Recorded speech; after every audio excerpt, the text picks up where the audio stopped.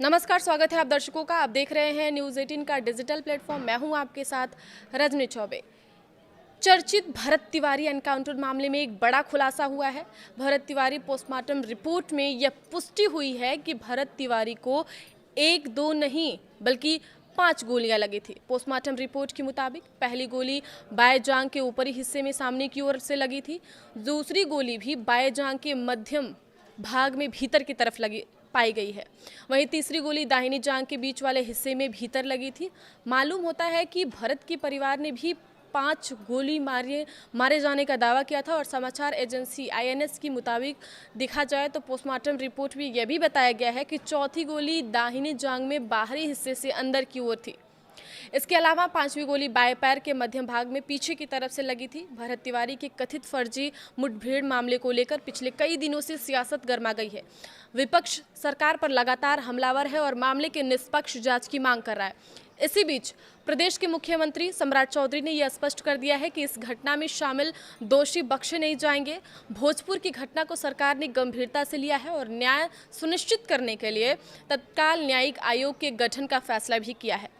दोषी के खिलाफ कार्यवाही तय। जी हां, सीएम सम्राट चौधरी ने गुरुवार को पटना में आयोजित संविधान हत्या दिवस कार्यक्रम के मंच से इस मामले पर सरकार का पक्ष रखते हुए कहा कि भोजपुर की घटना को सरकार ने गंभीरता से लिया है।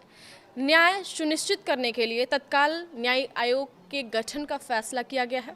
उन्होंने ये साफ किया है कि यदि कोई दोषी पाया जाता है तो उसके खिलाफ कार्यवाही तक तय है। एक्शन मोड में सम्राट सरकार कार्यक्रम को संबोधित करते हुए सम्राट चौधरी ने कहा था कि जब भी कोई गंभीर समस्या सामने आती है तो सरकार तत्परता से उस पर संज्ञान लेता है।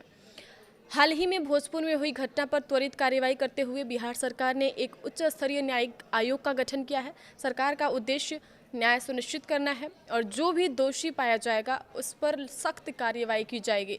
सीएम सम्राट चौधरी ने कहा है कि यदि 30 दिनों के भीतर भी आवेदन पर आदेश जारी नहीं होता है तो 31वें दिन संबंधित अधिकारी को सीधे सस्पेंड कर दिया जाएगा। मुख्यमंत्री कार्यालय से जारी किया जाएगा ये आदेश। उन्होंने ये भी कहा है कि सरकार की प्राथमिकता है कि लोगों को समय पर न्याय और प्रशासनिक राहत मिले।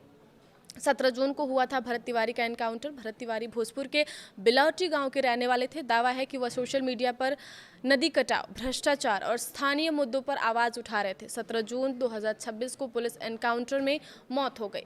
पुलिस का दावा है कि वह हथियारबंद था और फायरिंग के दौरान मारा गया, जबकि परिवार और गांव वालों का ऐसा आरोप है कि उसने सरेंडर कर दिया था, फिर उसे गोली मारी गई। इसके बाद परिवार की शिकायत पर शाहपुर थाने में पुलिस अधिकारियों, एसडीपीओ समेत के खिलाफ हत्या का मुकदमा दर्ज हुआ। एफआईआर में परिवार के नाम हटाए गए। जी हां, एसडीपीओ को हटाया गया है। न्यायिक जांच आयोग रिटायर्ड जज की अगुवाई में गठित किया गया है। सीएम सम्राट चौधरी ने जांच का आश्वासन दिया है और महापंचायत भी हुई है। तो भरत तिवारी के पोस्टमार्टम में ये बड़ा खुलासा हुआ है। आगे की खबरों के लिए आप बने रहिए न्यूज़ 18 के साथ। धन्यवाद।